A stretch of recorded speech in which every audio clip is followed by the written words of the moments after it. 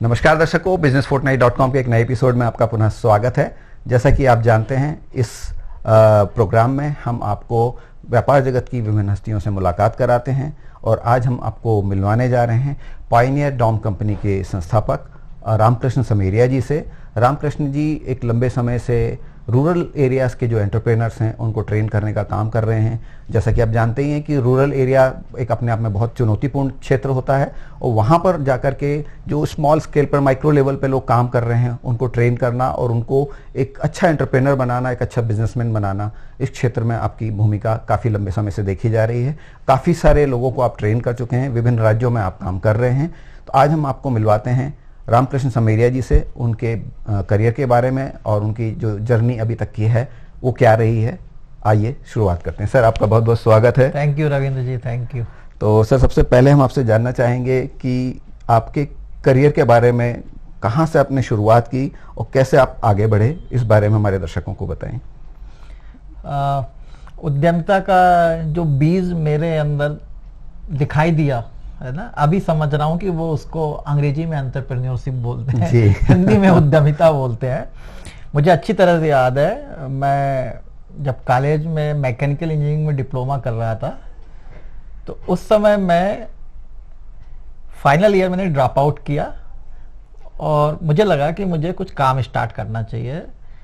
तो मैं गुलाब के जो फूल होते हैं ना जी, बगीचे से तोड़ के दुकानों में जाके देता था और बगीचे में सुबह 4 साढ़े 4 बजे मैं पहुंच जाता था। जो माली था जिनका बगीचा था वो बोलते थे, भैया तू तोड़ ले, तेरे को जितना लगे और गिन लेना तुम कितनी कलियां तोड़ी हैं और तू खुद ही काउंट कर लेना और बाद में मुझे बता देना। इतना विश्वास था उनका मेरे ऊपर। तो मैं ऐसी 25-50 कलियां तोड़ता था नीड के हिसाब से और हरदा में जो दुकानें थी जी 8 साढ़े 8 बजे तक दुकानों में मैं जाके दे देता था। और उस समय मैं जो पिताजी की जो बाइक थी उससे काम करता था। तो आपको भी पता है कि यदि गुलाब का फूल बेचने वाला काम दुकान दुकान जाके बाइक से किया जाए तो उसका बिजनेस मॉडल क्या बनेगा, कितना खर्चा आएगा, लागत निकलेगी कि नहीं निकलेगी। तो मुझे लगता है कि वो तब से बीज पड़ गए थे। 1 महीने लगभग मैंने काम किया और कैलकुलेशन लगाया। मैं घाटे में तो नहीं था, फायदे में था, कम में था, लेकिन मुझे 1 महीने में समझ में आ गया कि इसको मैं ज्यादा आगे नहीं ले जा सकता। तो आइडिया यह है कि तब से बीज पड़े हुए हैं और फिर उसको बिल्ड करते रहे, बिल्ड करते करते करते आज कुछ काम स्केल लेवल पर दिखने लगा है। तो आइडिया यह है कि हर व्यक्ति के अंदर, मेरा मानना है कि कोई ना कोई उद्यमिता का टैलेंट या उसका आगे क्या बनेगा उसकी संभावनाएं छुपी होती हैं। जितनी जल्दी वो खुद पहचान ले या उसके परिवार वाले पहचान जाएं तो समय बहुत बचता है और आगे जाके बढ़िया काम किया जा सकता है। तो शुरुआत मेरी वहां से हुई थी जी। तो उसके बाद आपने अपने आप को आजमाया, एक बार आपने गुलाब के साथ अपने आप को आजमाया। हाँ। उसके बाद आपने जो अगला चरण था वो कब शुरू किया? उसके बाद मैंने कई प्रयोग किए, क्योंकि एंटरप्रेन्योरशिप में एक्सपेरिमेंट करने ही होते हैं जी।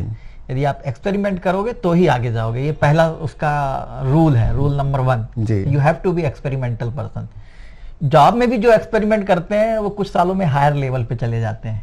जो एक ही जॉब को जिंदगी भर चिपके रहते हैं, बहुत कम देखा गया है कि वो उसी कंपनी में तरक्की करते हैं। अदरवाइज वो वहीं शुरू होते हैं, वहीं थोड़ा बहुत करके खत्म हो जाते हैं। तो एक्सपेरिमेंट करना बहुत जरूरी है। तो मैंने कई एक्सपेरिमेंट किए। हरदा में नर्सरी खोली, प्लाट था घर पे खाली, थोड़ा सा पड़ा हुआ था तो उस पर नर्सरी खोली। बहुत सारे एक्सपेरिमेंट किए। एक बहुत फनी एक्सपेरिमेंट किया मैंने जी, जानना चाहेंगे। मतलब मैं आजकल जब सुनाता हूँ कहीं वर्कशॉप में तो लोग लोगों को बहुत मजा भी आता है और अद्भुत भी लगता है कि एक एक्सपेरिमेंट मैंने किया किराने की दुकान खोलने का। और मेरा नेटवर्क अच्छा था हरदा में। तो उद्यमिता में नेटवर्क का होना बहुत जरूरी है। तो नेटवर्क बहुत अच्छा था तो मैंने किराने की दुकान खोली। पिताजी ने बहुत मना किया कि तेरे बस का नहीं है, तू नहीं कर पाएगा। बोले मेरा अनुभव बोल रहा है। पर मैं जिद्दी था, तो जिद का होना भी जरूरी है। मैंने कहा मैं करके देखूंगा होता है कि नहीं, उसके बाद ही मुझे लगेगा कि कर पाऊंगा कि नहीं कर पाऊंगा। पहले तो मैं नहीं मानूंगा। तो मैंने नेटवर्क से करीब 25,000 का किराना लिया और दुकान ली और सब उधार में माल मिला व्यवहार के कारण, कुछ मेरा अपना व्यवहार और पिताजी की साख। और दुकान खोली और सुबह से शाम तक बैठा, कुछ साबुन की टिकिया बेची, कुछ और चीजें बेची। शाम तक मेरा बुखार उतर गया। एक ही दिन में आपको समझ में आ गया? एक ही दिन शाम तक मुझे समझ में आ गया कि ये मेरे बस का नहीं है। लेकिन समझ में कब आया? करके देखा तब। पिताजी कहते तब समझ में नहीं आया। तो क्विक डिसीजन लिया मैंने, ये बहुत फनी बन गया था कि आज किराने की दुकान खोली, फीता वीता काटा, अगले दिन सामान समेटा, वो वापस कराया। तो वाकई फनी है ये। हाँ, मतलब अभी सोचता हूँ तो मुझे लगता है यार कि पिताजी कितने सही थे, वो कितना प्रेडिक्ट कर लेते थे। तो मतलब यहाँ दर्शकों को एक सीख भी मिल रही है कि कई बार हम जब अपने से ज्यादा अनुभवी लोगों की बात नहीं मानते हैं तो कभी कभी हमें मुंह की खानी भी पड़ती है। तो उसके बाद फिर आप पायनियर डोम तक कैसे आए? अब हम वहां तक आना चाहेंगे। क्या हुआ, नाम नहीं हुआ तो क्या हुआ, हम बदनाम हो गए। तो हम अपने मोहल्ले में, सिटी में, हरदा बहुत छोटा सिटी है, हम बदनाम हो गए कि ये आदमी कुछ भी करता है, थोड़ा सा खिसका हुआ है, पागल है ये, तो इसके जो मन में आता है वो करता है। तो हमें लगा यार कि शहर छोटा है, अब सब जानने लगे हैं हमें कि ये बहुत उल्टे सीधे काम करता है। मतलब काम अच्छा करता हूँ, कोई ऐसा काम नहीं करता, लेकिन एक्सपेरिमेंट सही नहीं जाते। एक्सपेरिमेंट बोले ये सक्सेस नहीं मिलती है इसको। तो हमने कहा ये शहर छोड़ देते हैं, ये रास नहीं आ रहा है। तो फिर हमने वो छोड़ दिया और हम भोपाल आ गए। और लिखने पढ़ने का बहुत शौक था हमें शुरू से ही। तो 2 जगह जॉब मिली। एक जगह जॉब मिली मार्केटिंग की, गोदरेज कंपनी का जो यहाँ पे डीलर थे उनके यहाँ एमपी नगर में। उन्होंने तनख्वाह ऑफर की 1800 रुपये। ये मैं बात कर रहा हूँ 2020 की। 2020 में 1800 रुपये, आई थिंक आज के हिसाब से वो 8-10 हज़ार रुपये होंगे। तो गोदरेज कंपनी का जो डीलर था उन्होंने ऑफर किया 1800 रुपये प्लस कमीशन, जो भी माल बेचोगे। वो मैं उस डीलरशिप का एक तरह से ओनर था, है ना, कस्टोडियन। और जो स्टाफ था वो भी सब मेरे अंडर में। लेकिन लिखने पढ़ने का शौक था। तो मैंने हमेशा एक चीज़ समझी कि जो आपके दिल का काम हो वही करो, लॉन्ग टर्म में वही सस्टेन होता है। और एक न्यूज एजेंसी में मुझे जॉब मिली। वहाँ पे कोई तनख्वाह नहीं बताई गई, बोले कल से आ जाओ। तो हमने वो डीलर भाई को बोला कि हम अभी घर जा रहे हैं, सामान वामान ले आए, सेटल हो जाएं, तब आपके यहाँ ज्वाइन कर लेते। मुझे उसके लिए थोड़ा 1-8 सप्ताह 10 दिन का समय दे दो, घर जाऊंगा तो सब तैयारी करनी पड़ेगी। तो उन्होंने कहा ठीक है। तो हम ये बोल के आ गए। दोस्त के कमरे में रहते थे, वहां से सुबह निकलते थे, न्यूज एजेंसी पहुंच जाते थे और शाम होती थी घर आ जाते थे। बीच में हम कहीं नहीं जाते थे, कहीं वो देख ले मार्केट में तो, क्योंकि हमने उसको झूठ बोला था। पहली चॉइस थी ये। जब 15 दिन के बाद मुझे बताया गया कि आपकी तनख्वाह इतनी इतनी होगी, you are now can continue, तो हम बहुत अच्छा लगा। फिर हम दोबारा उसके पास गए, फिर हमने उसको सच बताया कि देखो भाई सच ये है कि हम अपनी चॉइस का काम करना चाहते थे और यदि वो नहीं मिलता तो हम आपके यहाँ आते, हम इसको भी नहीं छोड़ना चाहते थे क्योंकि दाल रोटी का सवाल है, सर्वाइवल का। तो वो व्यक्ति बहुत खुश हुआ। तो हमको वहां से सीख मिली कि हमेशा सच बोलना चाहिए, सच से किसी का नुकसान नहीं हो ऐसा सच बोलना चाहिए। तो हमने बहुत ईमानदारी से उसको सही सी बताया, तो बहुत खुश हुआ। बोले यार तुम्हारे जैसे लोग मतलब मुझे कम देखने को मिलते हैं जो आके मुझे वापस बताएं कि हम इस कारण से नहीं कर रहे। उसने मुझे एक बात बोली, तेरे को कभी भी कुछ जरूरत पड़े भोपाल में मेरे पास आ जाना, क्योंकि मेरे को बहुत अच्छा लगा जो तूने ईमानदारी से मेरे से बात की। तो ऐसे हमारा लिखने पढ़ने का शौक था। तो हमने न्यूज़ लाइन में, मीडिया लाइन में, प्रिंट में, न्यूज़ एजेंसी में एज ए सब एडिटर हमने अपनी लाइन पकड़ ली और ऐसे कारवां फिर बढ़ता गया हमारा। जी, तो ये जो कारवां की बात हम कर रहे हैं, तो पायनियर डोम कब शुरू किया आपने? हाँ। और किस उद्देश्य के साथ शुरू किया? हाँ। जो आज दिखता है ना उसके पीछे लंबी यात्रा होती है और डॉट्स हमेशा कनेक्ट होती हैं। तो आप जो भी काम करते हो, जैसा कि स्टीव जॉब्स ने कहा था, फेमस है उनका तो भाषण, लेक्चर जो उन्होंने इस स्पीकर नोट दिया था यूनिवर्सिटी में, कि आप जो भी करते हो वो कहीं ना कहीं आगे जाके जुड़ता है। जी। तो न्यूज़ की दुनिया में हमने करीब आई थिंक 8 से 10 साल काम किया, मोटा मोटा। तो 8 से 10 साल तक काम करते करते हमें कुछ चीज़ें समझ में आई कि यदि हमें ज़िंदगी को और एक्सप्लोर करना है, तो ये जो न्यूज़ की दुनिया है, जो मीडिया रूम की दुनिया है, उससे बाहर निकल के ज़मीन पे जाना पड़ेगा, ग्राउंड पे वर्क करना पड़ेगा। और इसकी अपनी एक लिमिटेशन है, मर्यादाएं हैं, उसका पालन करके ही आपको काम करना होगा। और हमारे एस्पिरेशन कुछ अलग थे। हमारा एस्पिरेशन था, धीरे धीरे जो बिल्ड हुआ, कि हमें केवल खबर लिखने तक सीमित नहीं रहना है, ग्राउंड लेवल पे जाके सोल्यूशन प्रोवाइडर का काम करना है। मतलब एक पत्रकार क्या करता है, यहाँ की खबर को वहां बताता है, ब्रिजर का काम करता है, वो एक सेतु बनता है। तो हमारी इच्छा केवल सेतु बनने की नहीं थी, हमारी इच्छा ये थी कि हम जमीन पे जाके डायरेक्ट कम्युनिटी के साथ कंट्रीब्यूशन मोड में काम भी करें। तो हमने पहला अखबार की दुनिया से निकल के कारपोरेट में भी गए, कंटेंट राइटिंग, पेज लेआउट, इस सब की थोड़ी थोड़ी समझ हो गई, तो कुछ ब्रांडिंग का काम करने लगे कंपनियों के लिए फ्रीलांसिंग के तौर पे। तो वहाँ से ऑफर आया कारपोरेट से, तो वहाँ काम किया। जब कारपोरेट के साथ काम किया तो पूरी दुनिया, मतलब हिंदुस्तान घूमने को मिला, अलग अलग स्टेट्स में, रूरल एरियाज में जाके देखने को मिला, क्योंकि वो कंपनी रूरल एरियाज के लिए प्रोडक्ट बनाती है। तो जब हमने रूरल एरियाज में जाके देखा तो हमें लगा कि यहाँ पे ज़्यादा काम करने की ज़रूरत है, क्योंकि जो यहाँ पे अपना, जो भी कंपनी अपना प्रोडक्ट बेचती है, वो कुछ सालों में बड़ी लार्जर हो जाती है, उसका क्योंकि एक व्यवस्थित तरीके से काम होता है, तो काफ़ी बड़े लेवल पे इम्पैक्ट करती है। लेकिन उसका कोर मकसद जो होता है, इम्पैक्ट तो होता ही है, पर एक बिजनेस बड़ा होता है, क्योंकि बहुत सारी चीज़ें वो लोग दांव पे लगा के रखे होते हैं। तो हमारा इंटरेस्ट था कि डायरेक्ट कम्युनिटी के साथ कैसे काम किया जा सकता है।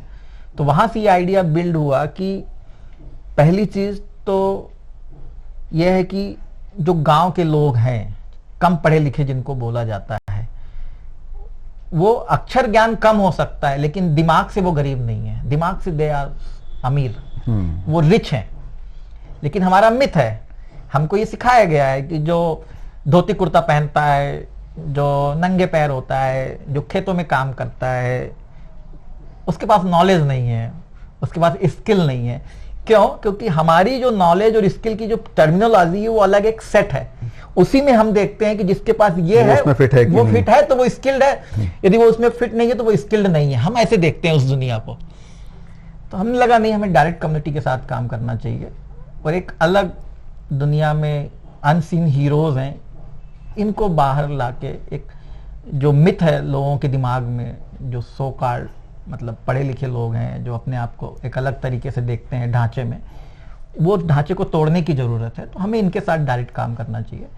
तो हमने पहली बार जॉब छोड़ा 2013 में, और हमने 3 साल जो है पूरा रूरल इंडिया हमने घूमा, गांव गांव गए, जहाँ पे अच्छा काम हो रहा था, लोग काम कर रहे थे, तो हम वहाँ चले जाते थे, गूगल सर्च करके वहाँ। शायद इस बीच आपने अपने एजुकेशन को भी बेहतर किया, आप बता रहे थे। हाँ, मैं बताता हूँ। उसमें डिप्लोमा मैंने ड्रॉप आउट किया। डिप्लोमा ड्रॉप आउट होने के बाद जब मैं भोपाल आया तो मैंने ग्रेजुएशन किया, BA।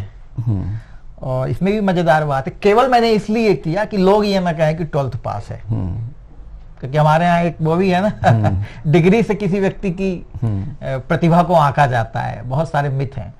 तो हमने BA किया, प्राइवेट BA किया, और फिर हमसे किसी ने आज तक रिज्यूमे नहीं मांगा, किसी ने हमसे आज तक सर्टिफिकेट नहीं मांगा। हम 7 फिगर्स में भी हमने काम किया, बड़े बड़े कारपोरेट के साथ भी काम किया। लोगों ने ये देखा कि ये काम कर सकता है ना, तो ये हमारे काम का है, बस सिंपल सी बात है। तो मैं वापस अभी आऊँगा एजुकेशन पे, उसके पहले मैं जो बता रहा हूँ कि 2013 में मैंने जॉब छोड़ के रूरल इंडिया घूमा और ट्रेवलिंग की। और ट्रेवलिंग में मैं क्योंकि पत्रकारिता बैकग्राउंड से आया, तो मैंने ब्लॉग बनाया ruralcall.in, और ऐसे लोगों की कहानियां लिखना शुरू किया। तो जो मैं पत्रकारिता में करता था वो यहाँ पे कर रहा था, लेकिन अपने तरीके से कर रहा था, तरीका बदल दिया, और जो मैं चाहता था मैं वही करना चाह रहा था। तो करीब 2 से 3 साल मैंने ब्लॉग चलाया, और जमा पैसे खत्म हो गए, क्योंकि कोई आय का साधन था नहीं, आय का तो हमने सोचा भी नहीं, करते जा रहे थे अपनी धुन में। तो सब पैसे खत्म हो गए, तो वापस कारपोरेट की दुनिया में जाना पड़ा, तो वापस चले गए जॉब में, वापस ऑफर आया तो वापस चले गए जॉब में। लेकिन 2-2.5 करीब 6 साल काम किया हमने। 2015 में वापस गए, 6 साल हमने काम किया कारपोरेट की दुनिया में, लेकिन दिल तो वहीं लगा था, ग्रामीण दुनिया में या रूरल उद्यमिता में। तो 2022 में हमने वापस जॉब छोड़ा, लेकिन इस बार हम तैयारी के साथ आए, फ्रेमवर्क बना के आए। और इसमें बहुत बड़ा योगदान रहा Roxburgh social entrepreneurship institute, Switzerland का। वहाँ से हमने ह्यूमैनिटेरियन में MBA किया है, और ह्यूमैनिटेरियन में MBA करने के दौरान जो है रूरल उद्यमिता का पर्टिकुलरली एक फ्रेमवर्क बना हमने, वो हमने पढ़ाई के दौरान ही बनाया, वही सीखा हमने। और उसी प्रोग्राम के दौरान जो है हमने हमारी कंपनी बनाई पायोनियर डॉम, और learning by doing concept based जो है रॉक्सबर्ग का जो मेन कॉन्सेप्ट उनका है दिया हुआ लर्निंग बाय डूइंग, उस कॉन्सेप्ट के अंडर में जो है हमने काम करना शुरू किया। और पायोनियर डोम की फिलॉसफी जो है ग्रामीण उद्यमिता को प्रमोट करना है। तो हमारा पर्पस यदि आप पूछेंगे तो वन लाइन है, बहुत सिंपल पर्पस है। Our purpose is to support rural entrepreneurs to accelerate their ventures. ग्रामीण उद्यमियों को उनका वेंचर, उनका बिजनेस, उद्यम आगे बढ़ाने में हम मदद करते हैं। बहुत सिंपल पर्पस है हमारा। तो उसी विचारधारा के अंतर्गत अब हम लोग काम कर रहे हैं। लगभग 15 से ज़्यादा स्टेट्स में घूम चुका हूँ। 7 स्टेट्स के उद्यमी हमारे प्रोग्राम में शामिल हो चुके हैं। उसमें से बहुत सी सक्सेस स्टोरीज भी निकली हैं, और इस तरीके से जो है जिंदगी जी रहे हैं। जी, तो इसके बाद मेरा जो अगला प्रश्न आता है वो ये है कि जो आपका पायोनियर डॉम है जी, ये आपकी एक अम्ब्रेला ऑर्गेनाइजेशन है, इसके अंदर आप बहुत सारे काम कर रहे हैं जी। तो जो रूरल एंटरप्रेन्योर्स को लेकर के आपका काम चल रहा है, तो उसका फ्रेमवर्क आप बात कर रहे थे कि आपने एक फ्रेमवर्क बनाया है, तो वो फ्रेमवर्क क्या है, किस तरह से आप लोगों को ट्रेन करते हैं, और इनिशियली आपको किस तरह की चुनौतियां सामने आई, और हर स्टेट में अपनी अलग चुनौतियां होती होंगी, तो उसके बारे में थोड़ा अगर आप बताएं। हाँ, मैं उसको चुनौती नहीं देखता, मैं उसको अपॉर्चुनिटी देखता हूँ। और हिंदुस्तान इतना सुंदर देश है इसलिए कि यहाँ कल्चर बहुत डाइवर्स है। लोगों का बात करने का तरीका बहुत अलग अलग है, सोचने का तरीका अलग अलग है, खान पान और रहन सहन तो अलग है ही है। लेकिन एक चीज कॉमन है, आप किसी भी जगह चले जाए, ग्रास रूट की मैं बात करूंगा, ज्यादा अनुभव है। They want to do something, वो कुछ बेटर करना चाहते हैं, और उनके बेहतर काम में केवल उनकी जिंदगी शामिल नहीं है, उनके आसपास की जिंदगी भी शामिल है। ये मैं बात कर रहा हूं ग्रास रूट के लेवल की। तो यदि आप किसी गांव के व्यक्ति से बात करोगे जी, तो वो कोई काम करता है यदि, तो वो ये भी देखता है कि मेरा तो बेहतर हो ही हो, मेरे आसपास के लोगों का भी जिंदगी कैसे बेहतर हो जाए। ये एक जो चीज है वो मैंने सब जगह देखी। मैं सिक्किम गया, मैंने वहां भी देखी, मैं जो है आंध्र प्रदेश गया, वहां भी देखी, महाराष्ट्र गया, वहां भी देखी, राजस्थान, गुजरात, मध्य प्रदेश तो मैं घूमा ही हूँ क्योंकि मेरा होम स्टेट है, पंजाब, हरियाणा, दिल्ली।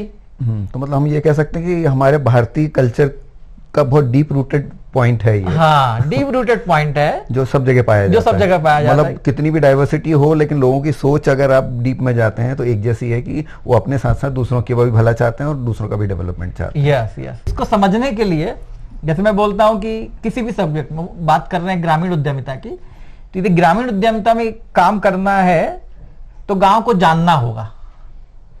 मतलब यहां शहर में एसी रूम में बैठे हुए आप गांव को नहीं जान सकते। You must go to the hinterland. आपको गांव के डीपेस्ट एरिया में जाना पड़ेगा, रिमोट विलेजेस में आपको जाना पड़ेगा। जो हाईवे से लगे हुए उन गांवों की बात नहीं कर रहा हूं मैं, जो रिमोट है, जहां पगडंडियां हैं, जहां आज भी कच्चे रास्ते हैं, जहां आज भी ब्रिज नहीं है, जहां आज भी 50 घर हैं, जहां आज भी पानी नहीं आता, साल में एक ही बार आता है। आपको ऐसे एरियाज में जाना पड़ेगा, तब आप जो वास्तविक ग्रामीण भारत है ना, तब आप उसको समझ पाओगे। कोर में पहुंचेंगे, कोर में पहुंचना पड़ेगा, नंबर 1। नंबर 2, जाना कैसे होगा? आपको पैदल जाना होगा। जो प्रोफेसर अनिल गुप्ता IIM के हैं, और वो अभी वहां से रिटायर हो गए हैं, और उन्होंने सृष्टि संस्था बनाई, उन्होंने NIF फॉर्म किया। ये उनकी फिलॉसफी है। साल में 2 बार शोध यात्रा करवाते हैं, गर्मियों में तेज गर्मी में, तेज गर्मी वाले इलाके में, ठंडियों में तेज ठंडी में, तेज ठंडी वाले इलाके में। और मैंने पहली शोध यात्रा उनके साथ ही की महाराष्ट्र में। ये इतनी सुंदर फिलॉसफी है कि गांव को जानना है तो गांव जाना पड़ेगा, और पैदल जाना पड़ेगा, मतलब तप करके जाना पड़ेगा गर्मियों में। तो उस शोध यात्रा में 5 से 7 दिनों में हम लोग 100 से 150 किलोमीटर वॉक करते हैं। जब आप मेहनत करके कष्ट उठा के जाते हो, तब आप उनको समझ पाते हो, उनकी फीलिंग को। या उनकी तकलीफों को, और वो आपको समझ पाते हैं क्योंकि आप कष्ट उठा के गए हो। तो दोनों के बीच में एक संवेदना जागृत होती है। तो जब संवेदना होगी तभी आप एक दूसरे को समझ पाओगे, अदरवाइज वो ऊपरी लेयर पे रहोगे तो डीपेस्ट रूट में आप नहीं जा पाओगे। तो गांव में काम करना है, कहीं पे भी काम करना है तो आपको डीप में जाना पड़ेगा। और गांव में काम करना है तो फिलॉसफी यही है, आपको उनके पास कुछ दिन बिताना पड़ेगा, जाना पड़ेगा और उनके जैसे हालातों में रहना पड़ेगा। Only then you can understand कि what is your role. Solution भी तभी निकल के आएगा। तो जो आपने इतने समय में काफ़ी सारी यात्राएं की हैं, काफ़ी सारे आप बता रहे हैं कि एक्सट्रीम वेदर में आप जाके लोगों से मिले हैं, तो उससे क्या लर्निंग्स निकल के आई हैं और उन लर्निंग्स के आधार पर आपने किस तरह का मॉड्यूल तैयार किया है ताकि उन एंटरप्रेन्योर्स को आप हेल्प कर सकें? हाँ, पहली चीज़ जो मैं बताऊंगा लर्निंग। पहली चीज़ तो लर्निंग ये समझ में आई है, विनम्रता, मॉडेस्टी। काम करना है तो ये होना बहुत ज़रूरी है और ये हमने सीखा है हमारे ग्रामीण भाइयों से। जब हम उनके यहाँ जाते हैं, पैदल यात्रा करते हैं, इतने प्यार से वो वेलकम करते हैं, इतना स्वागत करते हैं, इतना ध्यान रखते हैं उनकी कैपेसिटी के हिसाब से कि जो मतलब अद्भुत है ना। और एक चीज़ और, वो बड़े बड़े काम भी कर रहे हैं लेकिन वो हमेशा विनम्रता से ही आपसे बात करेंगे। तो पहली चीज़ तो हमने सीखी कि यदि आगे बढ़ना है ज़िंदगी में तो विनम्र बने रहना है। नंबर 2, जिसको रिजिलियंस बोलते हैं, लचीलापन होना बहुत जरूरी है। एक किसान से बेहतर लचीलापन किसी के पास नहीं होता। एक गांव में जो मजदूर होता है उससे लचीलापन किसी के पास नहीं पाया जाता। तो उसको आज मजदूरी मिलती है, कल नहीं मिलती है, फिर परसों मिलेगी तो मिलेगी नहीं पता। अनप्रेडिक्टेबल लाइफ जीते हैं वो लोग, लेकिन वो इतने ज़्यादा फ्लेक्सिबल होते हैं कि हर परिस्थिति में स्वयं को ढाल लेते हैं। ये उद्यमिता में बड़ी चीज़ काम आती है कि परिस्थिति जैसी आती है आपको थोड़ा लचीलापन रखना जरूरी होता है। तीसरा जो सीखा हम लोगों ने, धैर्य का होना बहुत जरूरी है, परजर्वेंस जिसको बोलते हैं, बहुत जरूरी है यदि आगे बढ़ना है। तो ये फंडामेंटल जो हम लोगों ने सीखे। अब हम वापस आते हैं कि यदि उद्यमिता को प्रमोट करना है, न केवल ग्रामीण उद्यमिता, कोई भी तरह की उद्यमिता को प्रमोट करना है, तो उसके फ्रेमवर्क मतलब एक बाउंड्री तय होती है, एक गेम होता है कि आपको उस बाउंड्री में आपको खेल खेलना है। और उसका जो पहला जो तत्व जो हम लोगों ने फील किया और बहुत स्ट्रांग बिलीव बढ़ा है हाल में जो प्रोग्राम किए हैं हमने, कि आपका उद्देश्य क्लियर होना चाहिए। पर्पस जिसे बोलते हैं, क्लियर होना चाहिए। बिजनेस का पर्पस तो ठीक है ही, आपके जीवन का पर्पस भी क्लियर होना चाहिए फाइनली, कि what is your life purpose. Life का पर्पस क्या है वो बहुत क्लियर होना चाहिए आपका। वो जितना ज्यादा क्लियर होगा उतना आप बेहतर काम कर पाओगे, तेजी से काम कर पाओगे। फिर सेकंड फ्रेमवर्क में आता है कि आपका मिशन क्या है, जिसको कुछ लोग एम्बिशन भी बोलते हैं, कुछ लोग गोल भी बोलते हैं। लक्ष्य क्या है, वो टेंजिबल होना चाहिए। अगले 3 महीने में आप क्या करोगे, अगले 6 महीने में आप क्या करोगे, अगले 9 महीने में आप क्या करोगे। तो ये सेकंड पार्ट है उस फ्रेमवर्क का। थर्ड पार्ट ये है कि आपकी अपनी टीम होनी चाहिए। एंटरप्रेन्योरशिप बिजनेस का मतलब है आप और आपकी टीम। यदि टीम नहीं है तो फिर आप एंटरप्रेन्योर नहीं हो मेरी नजर में। यदि आप टीम नहीं है तो फिर आप सेल्फ एम्प्लॉयड कहलाएंगे। तो सेल्फ एम्प्लॉयड कहलाओगे। तो टीम होनी चाहिए और टीम जो है बहुत सोच समझ के बनानी चाहिए। और टीम बनाने में बहुत सारे एक्सपेरिमेंट भी होते हैं। तो टीम एक होनी चाहिए। टीम इन द प्रोसेस वो बिल्ड होती है ना। और हर व्यक्ति टीम बनाता है, बनी बनाई किसी को नहीं मिलती है ना, बनाता है वो। फिर हमारा होना चाहिए जो कि हमारा जो कैपेबिलिटी है, जो क्षमता है, उसको पहचानते आना चाहिए कि क्या कैपेबिलिटी अभी है और जो गोल है उसको अचीव करने के लिए हमारे पास और कौन कौन सी कैपेबिलिटी हमको बिल्ड करनी होगी, तो वो क्लैरिफाई करो। फिर 5वां जो आता है मोस्ट इंपॉर्टेंट है कि इन सब चीजों के अलाइंड में आपका एक्शन प्लान क्या है, आप क्या करोगे, तो वो चीज आती है। तो ये पूरा फ्रेमवर्क जो है ना, हम लोग हमारे प्रोग्राम में बहुत ले लैंग्वेज में, साधारण भाषा में, कोई बिजनेस जॉर्गन वर्ड्स नहीं होते हैं हमारी वर्कशॉप में, क्लासेस में। बिल्कुल साधारण शब्दों में ये स्टेप बाय स्टेप टीम के साथ शेयर करते हैं, स्टूडेंट के साथ शेयर करते हैं और टेंजिबल वे में उसको मेजर करते हुए हम लोग आगे बढ़ते हैं। तो और ये पूरा कॉन्सेप्ट जो है लर्निंग बाय डूइंग मेथोडोलॉजी पे है, जो हमने रॉक्सबर्ग से सीखा है उसको हमने यहाँ पे कुछ इंडिजीनियस कर दिया है, स्थानीय परिस्थितियों के हिसाब से। हाँ, स्थानीय परिस्थितियों के हिसाब से हमने उसमें कुछ चेंजेस लेके आए हैं। मूल तत्व हमने वहां से सीखा है और जिसको बोलते हैं कि करके देखो। हमारे यहाँ जिसको बोलते हैं कि बिना मरे स्वर्ग नहीं मिलता। स्वर्ग देखना है तो मरना पड़ेगा। बिजनेसमैन बनना है तो काम करना पड़ेगा। कागज पे कितना ही प्लान कर लो, जाके जमीन पे उतारना पड़ेगा। तो वो मेथोडोलॉजी है, हालांकि ये सदियों पुरानी मेथोडोलॉजी है, पर समय के हिसाब से उनके टर्म्स चेंज होते रहते हैं, प्रेजेंटेशंस चेंज होते रहते हैं, उसका नैरेटिव चेंज होता रहता है। पर मूल तत्व यही है कि आप करके देखो तो ज़्यादा बेहतर है। तो एकेडमिक ना होके प्रोफेशनल हो जाओ, किताबी ज्ञान ना होके व्यवहारिक तौर पे एक्चुअल में काम करो।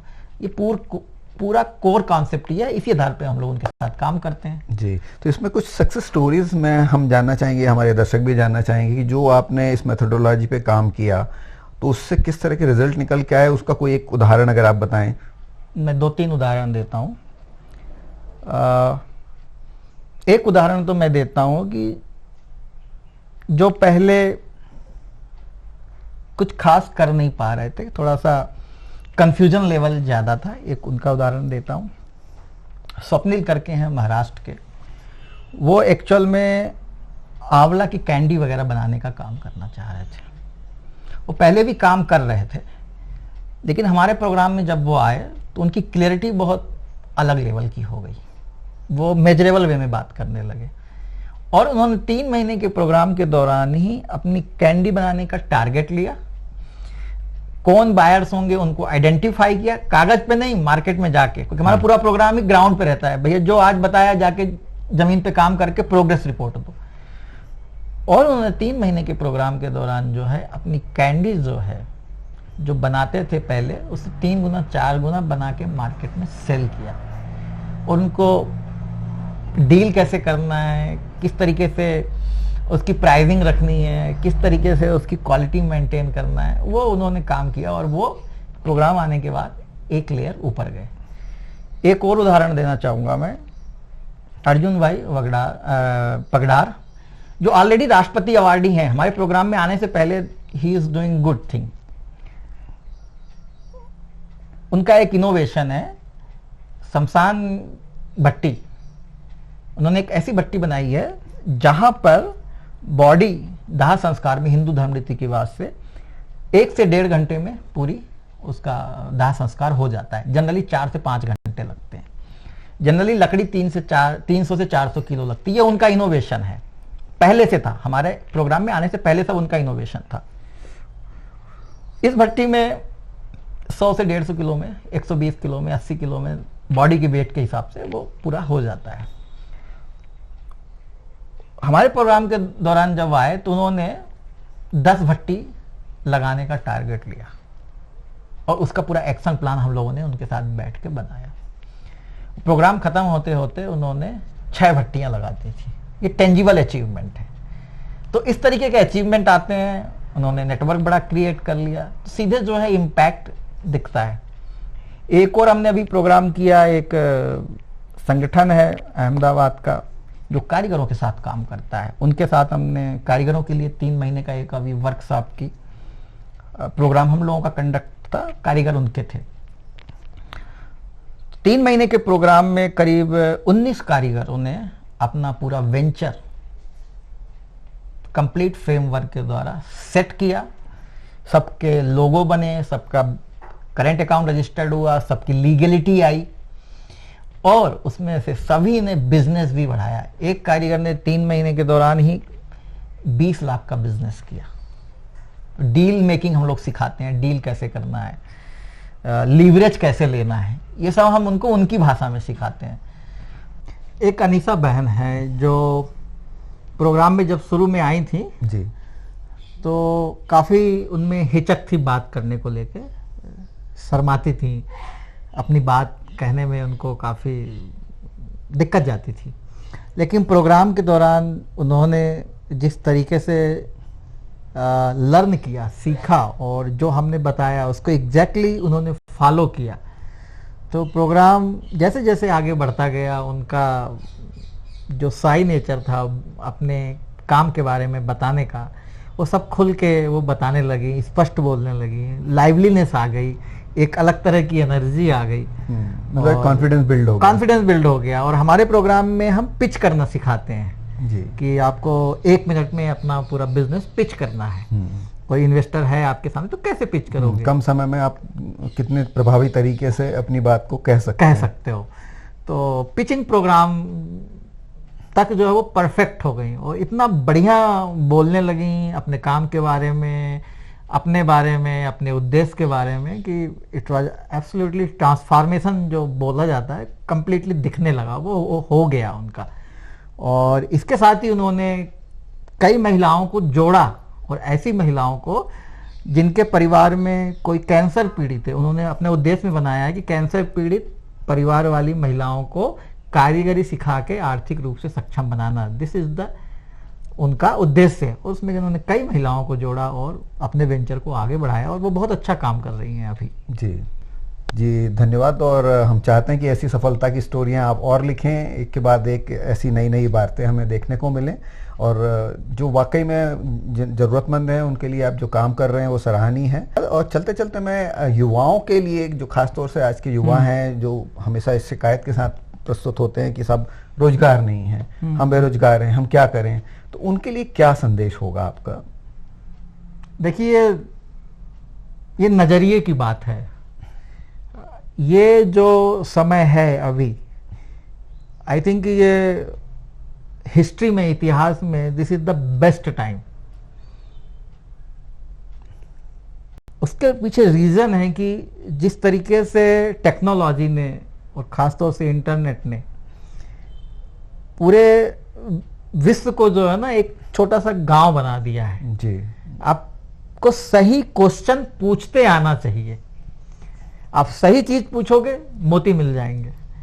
आप उसी को निगेटिव सेंस में पूछोगे तो बहुत सारी ऐसी चीजें मिलेंगी जो आपके जीवन को नीचे ले जाती हैं। जी। तो this is the best time. कोई भी व्यक्ति यदि काम करना चाहता है तो अवसर ही अवसर हैं। हाँ, लेकिन किसके लिए? जिसको एक तो नजरिया बदलना पड़ेगा, दूसरा काम करना पड़ेगा। जी। काम करने में आपको घर से बाहर निकलना पड़ेगा, लोगों से मिलना पड़ेगा, उनको समझना पड़ेगा, नीड आपको देखनी पड़ेगी और उसके अकॉर्डिंग आपको सोल्यूशन प्रोवाइड करने होगा। ये वो समय गया आप कि सब कुछ आपको बैठे बैठे मिल जाएगा। जी। अक्सर यही होता है यूथ का कि वो कहते हैं मैं तो इतना क्वालिफाइड हूँ, तो मैं तो एसी कमरे में बैठ के काम करना चाहूंगा, मैं चप्पल क्यों रगड़ूं। देखिए, क्वालिफिकेशन का मतलब उन्होंने अक्षर ज्ञान से लगा लिया है। जी। क्वालिफिकेशन डजंट मीन्स कि आपके पास डिग्री है तो आप क्वालिफाइड हो। Qualification means what you can give the output. आपने भले ही एमबीए किया हो, पीएचडी किया हो, लेकिन यदि आप आउटपुट नहीं दे पाते हो, सोल्यूशन प्रोवाइडर नहीं हो, तो उसका कोई सेंस ही नहीं है। जी। वो केवल एक कागज का टुकड़ा है। तो मोस्ट इंपोर्टेंट ये देखिए कि आप सोल्यूशन प्रोवाइडर हैं कि नहीं। जो सोल्यूशन देता है दुनिया उसको हाथों हाथ लेती है। तो हमको सोल्यूशन प्रोवाइडर बनना पड़ेगा और हमारे आसपास ही इतनी सारी चीजें हैं, वहीं पे हम अपना काम स्टार्ट कर सकते हैं। तो नीड देखो, चीजें बहुत सिंपल हैं, समस्याएं बहुत सिंपल होती हैं, आप उनका सोल्यूशन दे दो और बहुत सिंपल सोल्यूशन दोगे, आपको लोग हाथों हाथ लेंगे। जी जी। तो नजरिया बदलने की जरूरत है। और मोस्ट इंपॉर्टेंट चीज है, पिज्जा, व्हाट्सएप और रील से आपका कैरियर नहीं बनेगा। जी। हालांकि लोग रील बना के भी कमा रहे हैं, पर कौन लोग कमा रहे हैं? जिन्होंने कई सालों से रील बनाई होगी। मतलब you have to invest the time. उसमें भी वो लगवर्क कर रहे हैं, उसमें भी मेहनत कर रहे हैं और उसमें भी कॉन्सेप्ट लेके आ रहे हैं और टाइम इन्वेस्टमेंट कर रहे हैं। तो बेस्ट चीज है कि आप जहां हो, जिस परिस्थिति में हो, जो भी रिसोर्सेस में हो, what can I do right now, उसको मैं बोलता हूं कि डॉट्स क्रिएट करो। तो जो छोटी छोटी डॉट्स हैं वो आपका एक्शन है। एक छोटी डॉट क्रिएट करो, फिर एक करो, फिर एक करो, फिर एक करो। ऑटोमेटिकली क्या होगा, ये डॉट्स आपस में जुड़ के एक सुंदर चित्र बना देंगे। इसी फिलॉसफी में मैंने बुक लिखी है, डॉट्स विल कनेक्ट। तो आपको डॉट्स तो क्रिएट करना ही होगा जी। और डॉट्स क्रिएट करो, वो ऑटोमेटिकली जुड़ जाएंगी, या इंटेंशनली भी आप किसी लक्ष्य की प्राप्ति के लिए डॉट्स को क्रिएट कर सकते हो और उनको आपस में जोड़ोगे, एक सुंदर चित्र बन जाएगा। तो ये हमें काम करना होगा और आगे बढ़ना होगा, रास्ते खुले हुए हैं, ये मेरा कहना है। डॉट्स विल कनेक्ट पे मैंने बुक लिखी है और ये कहानी दरअसल आप देखोगे ना तो मेरी ही है। ओके। है ना? जब मेरे को सेटबैक लगा था, मतलब मैं जो करना चाहता था वो कर नहीं पा रहा था, काफी दिक्कतें थी जीवन में, तो हमने क्या किया, उस समय हमने सोचा कि मेरे पास अभी क्या है, मैं लिख सकता हूं, क्योंकि मेरा कैरियर लिखने से स्टार्ट हुआ है। तो हमने एक कहानी लिखी, डॉट्स विल कनेक्ट। तो इसमें दो कैरेक्टर हैं, हार सिंह और जीत सिंह। हार सिंह हमेशा निगेटिव बात करता है, जीत सिंह हमेशा पॉजिटिव बात करता है। दोनों का कन्वर्सेशन चलता है और कन्वर्सेशन के दौरान ही जो है हार सिंह जीत सिंह बनता है।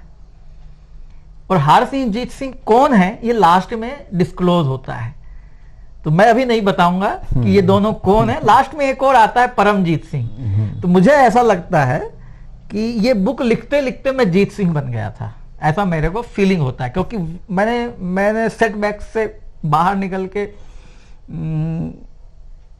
अपने आप को एक्सेल कर लिया और अपने आप को पहले से बेहतर कर लिया, परिस्थितियां मेरे पक्ष में आ गई।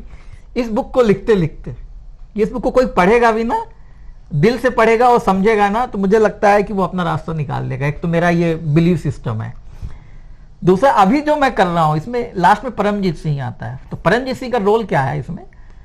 परमजीत सिंह ये बोलता है कि मैं तो अभी आगे निकल गया, जीत सिंह को बोलता है। तो जीत सिंह को परमजीत सिंह बोलता है कि जब तुम और दूसरे लोगों की जिंदगी को बेहतर बनाने लगोगे तो तुम परमजीत सिंह बन जाओगे। तो जीत सिंह मतलब खुद का, जब दूसरों के लिए बेहतर काम करोगे तो परमजीत सिंह बन जाओगे आप। तो अभी मुझे कुछ कुछ लगता है कि शायद मैं ऐसा कर पाने की कोशिश कर रहा हूँ। ओके तो आपके इन कोशिशों के लिए हमारी शुभकामनाएं। हम चाहते हैं कि आपकी कोशिशें एक नई ऊंचाइयों को पाएं और आपके जितने भी प्रयास हो रहे हैं वो फलीभूत हों और काफ़ी सारे लोग जिनको आपने अपने साथ जोड़ा है उनके जीवन में भी बड़े परिवर्तन देखने को मिलें। इन्हीं शुभकामनाओं के साथ हम इस एपिसोड को समाप्त करते हैं। और दर्शकों, अगर आप भी उद्यमी बनना चाहते हैं, आपके दिमाग में कुछ ऐसे आइडियाज़ चल रहे हों लेकिन जिनको आप इम्प्लीमेंट ना कर पा रहे हों, या आप कहीं भी किसी भी स्टेज में हो उद्यमिता की, या तो आप शुरुआत में भी हो सकते हैं, मध्य में भी हो सकते हैं और एडवांस स्टेज में भी हो सकते हैं, लेकिन कई बार होता है कि कई उलझनें ऐसी होती हैं व्यापारिक जिनमें आप निर्णय नहीं ले पाते हैं, समझ नहीं आ रहा होता है कि हम क्या करें। तो अगर आपके ऐसे कोई प्रश्न हैं जिनके उत्तर आप जानना चाहते हैं तो आप हमारे कमेंट बॉक्स में लिख के भेज सकते हैं। हम रामकृष्ण जी से उन प्रश्नों के उत्तर लेकर के आप तक पहुंचाने की पूरी कोशिश करेंगे। आज का एपिसोड हम यहीं समाप्त करते हैं। बहुत बहुत धन्यवाद। Thank you very much. धन्यवाद रविंद्र जी, मुझे अवसर देने के लिए, आपकी ऑडियंस से बातचीत करने के लिए। लास्ट में बस एक लाइन बोलूंगा। जी बिल्कुल। हमें झरना बनना है। क्यों?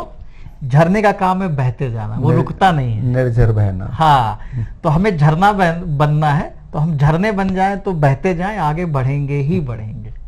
Thank you. Thank you.